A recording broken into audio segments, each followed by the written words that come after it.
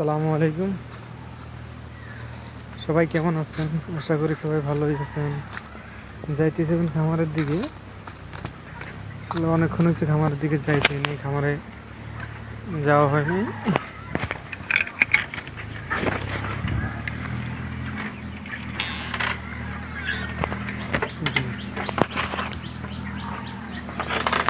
মুরগির বয়স হলো আজকে 29 দিন চলে মুরগির বয়স। তো গড় ওজন হয়তো এখন 1700 প্লাস আছে, 1 কেজি 700 প্লাস হবে গড় ওজন। মুরগিগুলো ছেড়ে দিতাম, কিন্তু এখন বাজারের যে অবস্থা, যার কারণে ছাড়তে পারতেছি না মুরগিগুলো। আসলে বাজারে খুবই নাজেহাল অবস্থা। আপনারা তো অবশ্যই যারা খামারের সাথে জড়িত আছেন তারা অবশ্যই দেখছেন অথবা জানেন যে বাজারে কি অবস্থা। আমরা খামারিরা যে কীভাবে টিকে থাকবো এটা বুঝতে পারতেছি না। কি অবস্থা বুঝতে পারতেছি না। তো আমার এটা আপনার করছি খামার বেশি দিন হয় নাই, প্রায় 3 মাস হবে, 3-4 রান। এটা নিয়ে 3য় চালান চলতে আছে আর কি। মুরগির অবস্থা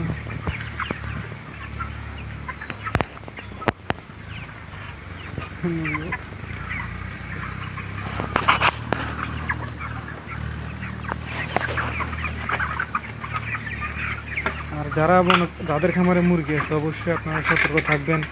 এখন তো ঠান্ডার সময় চলতেছে, যাতে মুরগির ঠান্ডাই না লাগে। মুরগির ঠান্ডা যদি একবার লাগে তাহলে আসলে এটা সরাইতে অনেক সময় লেগে যাবে, এমনকি অনেক মুরগিও মারা যাইতে পারে। আমারও লাগছিল, আমার শুরুতে 22 দিন বয়সে আমার ঠান্ডা লাগছিল, আমি খেয়াল করিনি তো, যার কারণে 22 দিন বয়সে ঠান্ডা লাগিয়ে গেছে। নিচে তো পানি নিচে, ওই যে নিচে দিয়ে আমি পলিটিন দিয়ে রাখছি, হয়তো দেখতেছেন ওই যে এই পলিটিন দেই নেই, ভাবছি হয়তো এমন সমস্যা হবে না, কিন্তু এই পলিটিন না দেওয়ার কারণে মুরগি ঠান্ডা লেগে গেছে। ঠান্ডা লেগে যাওয়ার পরে অনেক ওষুধ চালাইতেছি, মোটামুটি কাজ হইতেছে না। কাজ হয় না কী হয়েছে, সমস্যা কি বুঝতে পারতেছি না কিছু। পরবর্তীতে আমি করছি কি, আমার নিচ দিয়ে যে খালি ছিল ওইটা আমার খেয়াল ছিল না তখন, কিন্তু পরে দেখতেছি নিচ দিয়ে খালি। পরে পলিটিন আনছি বাজার থেকে, পলিটিন আনার পরে পলিটিন দিয়ে দিছি, এরপর ওষুধ চালাইতেছি আলহামদুলিল্লাহ, এরপরে মোটামুটি কন্ট্রোলে চলে আসছে। তো আপনারা অনেকের আছে মুরগি ঠান্ডা লাগছে, ওষুধ আপনারা খাওয়াইতেছেন মুরগির, কিন্তু মুরগির ঠান্ডা সারতেছে না। অবশ্যই আপনারা মাথায় রাখবেন, যাতে আপনার মুরগিকে যদি ওষুধ খাওয়ান কিন্তু ওষুধে কোনো কাজ হয় না, আপনি দেখতে হবে আপনার মুরগি কোনো ঠান্ডা পাইতেছে কিনা। ওষুধ খাওয়ানো অবস্থা যদি মুরগি ঠান্ডা পায় তাহলে আবার কিন্তু মুরগির ঠান্ডা সারবে না। দেখতে হবে কোনো জায়গা দিয়ে কি খালি আছে কিনা, ঠান্ডা বাতাস ঢুকতেছে কিনা খামারে, এদিক দিয়ে একটু আপনারা ফলো রাখবেন, তাহলে ইনশাল্লাহ আশা করি ঠিক হয়ে যাবে আপনাদের। অবশ্যই যে এরকম রোগী আসুক আপনাদেরকে ভাই 2 থেকে 3 দিন আপনাদেরকে জ্বালাবে, যে কোনো রোগে আসুক 2 থেকে 3 দিন আপনাদেরকে জ্বালাবে, তারপর আল্লাহ চাইলে বিদায় নেবে আর কি।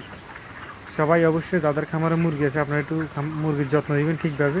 আর বাজার অবস্থা তো ভাই এখন তেমন ভালো না, কৃষিকে কী আছে একমাত্র আল্লাহ ভালো জানে, বুঝছেন।